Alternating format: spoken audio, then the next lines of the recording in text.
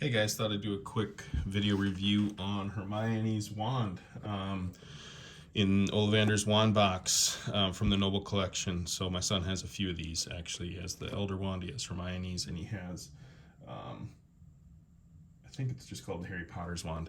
But anyway, wanted to show you this. All the ones from the Noble Collection come with their little booklet, right, showing all the different collectibles they have from various movie franchises, which is pretty cool. But let's get to the wand here. So it comes in this nice box, of course.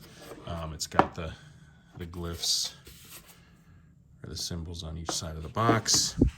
This nice silk kind of overlays to it, and then the nice cushion velvet insert or inset here. And then star of the show, Hermione's wand. So you can see it's got all the accurate details, just like the one in the movie.